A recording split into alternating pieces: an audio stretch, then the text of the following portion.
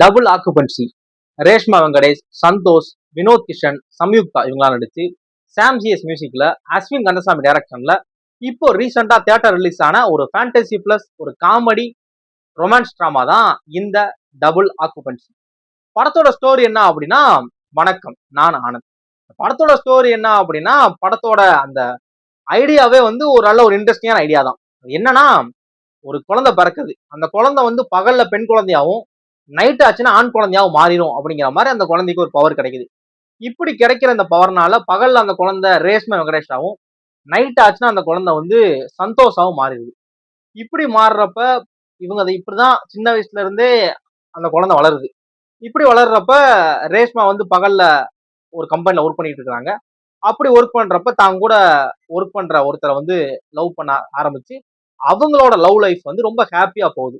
அதே மாதிரி சந்தோஷம் அவர் நைட் ஒர்க் பண்ற அவரோட ஒர்க்கிங் பிளேஸ்ல அவர் மீட் பண்ற ஒரு கேலோட அவங்களோட லவ் லைஃப்மே ரொம்ப ஹாப்பியா போகுது.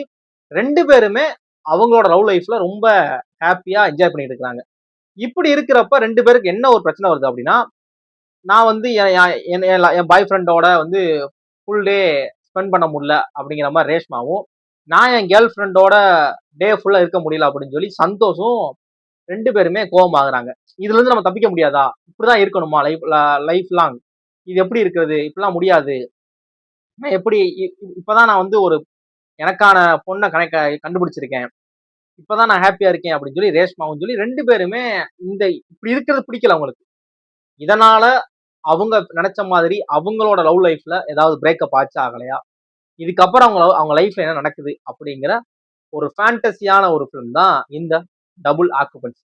படத்தோட cast and crew Reshma Venkatesh, Samyuktha, Vinoth Kishan, Santhosh, Bucks, TV Ganesh entire cast and க்ரூமே அந்த கேரக்டருக்கு என்ன வேணும் அப்படிங்கிறத பயங்கரமா தேவையான மீட்டர் நடிச்சு கொடுத்துருக்காங்க. அதுதான் இருக்கு விஷயமே. அது மாதிரி படத்தோட ஒன்லைன் எவ்வளவு இன்ட்ரெஸ்டிங்கா இருக்கோ அதுக்கேற்ற மாதிரி படத்தோட ஸ்கிரீன் பிளேயுமே எந்த இடத்துலயும் நம்மள போர் அடிக்கல. நீங்க படம் பார்க்க ஸ்டார்ட் பண்றீங்க அப்படின்னா படத்துல எந்த இடத்துலயும் உங்களுக்கு போன் எடுத்து பாக்குறதோ வாட்ஸ்அப் பாக்குறதுக்கான நேரமே தரமாட்டாங்க. அடுத்தடுத்து ஏதாவது ஒரு விஷயம் வந்து உங்களை என்டர்டெயின் பண்ணிக்கிட்டே இருக்கும். அது ஒரு ஃபைட் சீனா இருக்கலாம், இல்ல ஒரு காமெடி சீனா இருக்கலாம், இல்ல ஏதாவது ஒரு ரொமான்ஸ் காட்சியா இருக்கலாம், ஏதாவது ஒரு லவ் போர்ஷனா இருக்கலாம் அப்படின்னு சொல்லி ஏதாவது ஒரு விஷயம் வந்து உங்களை என்டர்டெயின் பண்ணிக்கிட்டே இருக்கும். நீங்க முழுக்க முழுக்க படத்தோட ஒன்று ஒரு என்கேஜான மூடுக்கு போயிருவீங்க. படத்துல நிறைய டார்க் காமெடி இருக்கு. நிறைய காமெடி டிவி கணேஷ் சூப்பரா பண்ணிருக்காரு. அது மாதிரி படத்துல டிவி கணேஷ்க்குனே ஒரு ஹை மூமெண்ட் இருக்கு. ஃபர்ஸ்ட் டைமா ரேஷ்மா வந்து இவ்வளவு ஒரு கிளாமரா ஒரு ரொமான்ஸ் காட்சியில வந்து இப்படி நடிச்சிருக்காங்கிறது ஃபர்ஸ்ட் டைம் நினைக்கிறேன். வேற எதுலையும் தெரியல. அவங்க நடிச்ச கம்மியான படங்கள்ல பெருசா நடிச்சது கிடையாது. அந்த ஒரு ஹோம்லி கேர்ள் அப்படிங்கிற அந்த ஒரு மீட்டர்ல பண்ணிட்டு இருப்பாங்க. ஃபர்ஸ்ட் டைமா ஒரு கிஸ் அந்த மாதிரியான ஒரு ஜோன்ல ஒர்க் பண்ணிருக்காங்க. சூப்பரா இருக்கு. அதே மாதிரி சம்யுக்தாவுமே அவங்களுமே இந்த ஒரு ஜோன்ல தான் ஃபர்ஸ்ட் டைம் பண்ணிருக்காங்கன்னு நினைக்கிறேன். அவங்களோட அந்த ஒரு லவ் போர்ஷனுமே ரொம்ப சூப்பரா இருந்துச்சு. அந்த காதல் காட்சிகளை அவங்க விஷுவலா கேப்சர் பண்ணது எல்லாமே ரசிக்கும்படியா இருக்கு. ரொம்ப நல்லா அழகா இருந்துச்சு. படத்தோட மியூசிக் ஸ்கோர் வந்து அந்த சீனை அந்த மூடை எப்படி என்ஹான்ஸ் பண்ணலாம் அப்படிங்கிறதுக்கு ஏற்ற மாதிரி சாம் சிஎஸ் படத்துக்கு பயங்கரமா சப்போர்ட் பண்ணியிருக்காரு. படத்தோட டைரக்டர் ஒரு நல்ல டைரக்டர் மட்டும் இல்ல, நல்ல ரைட்டரும் கூட. நிறைய இடங்கள்ல நம்மள வந்து அதான் நம்மளோட டவுட் எப்படி இருக்கும்? பகல்ல ஒரு குழந்தை பெண்ணா இருக்கு, நைட் ஆனா ஆனா மாறிடும் அப்படின்னு நமக்கு யூஸ்வலா ஒரு டவுட் வருமா? காமனா ஒரு டவுட் வரும்ல, அந்த டவுட்டுக்கு ஈஸியா பதில சொல்லிட்டாரு.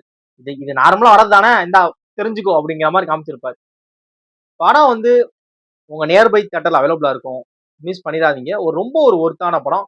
கண்டிப்பா என்ஜாய் பண்ணுவீங்க. அதுக்கான சொல்றேன். இப்ப இந்த படம் வந்து உங்க லைஃப்ல ஒரு மாற்றத்தை கொண்டு போகுது, ஒரு மோட்டிவேஷனல் ஃபிலிம் இல்ல.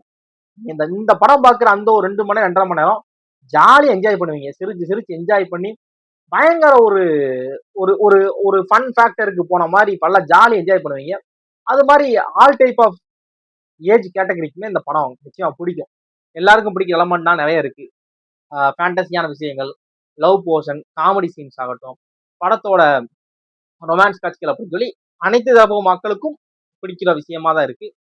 படம் உங்க நியர்பை தியேட்டர்ல அவைலபிளா இருக்கு. பாருங்க. பார்த்துட்டு உங்களோட ஒப்பீனியன் என்ன அப்படிங்கிற விஷயத்த ஷேர் பண்ணுங்க. தேங்க்ஸ் ஃபார் வாட்சிங்.